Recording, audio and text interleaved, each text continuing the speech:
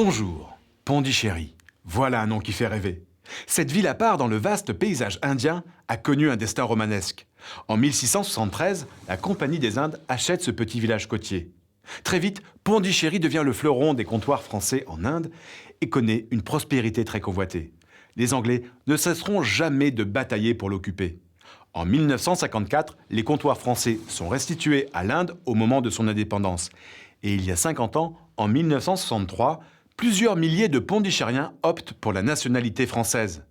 Plus de 10 000 personnes forment encore aujourd'hui une communauté francophone évoluant dans les restes d'un décor colonial.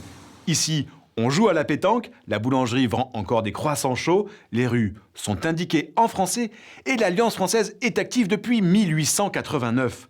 Oui, la langue française circule bel et bien dans cette ville du sud-est de l'Inde.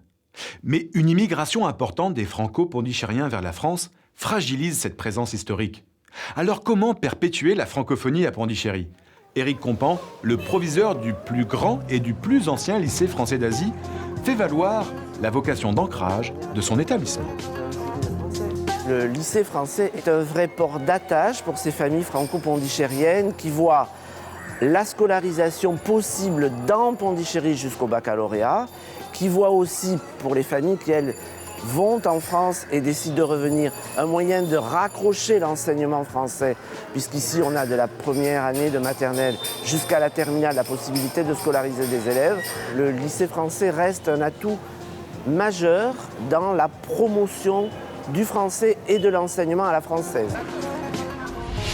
Pour redynamiser l'usage de la langue française, le lycée français se veut également un lieu d'accueil pour les Français désireux d'investir à Pondichéry et qui pourront ainsi proposer des emplois à la population francophone locale. Le français ne serait plus seulement lié au passé, mais perçu comme une langue d'avenir, pour que Pondichéry continue d'être, comme le disait Nehru lui-même, une fenêtre ouverte sur la France.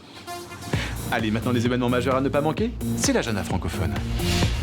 Au Sénégal, à Dakar, le festival Only French du 22 au 25 mai.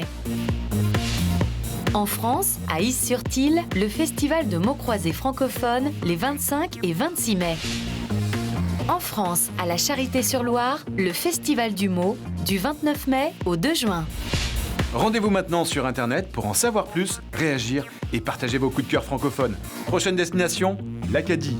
D'ici là, bonne semaine à tous sur la planète francophone.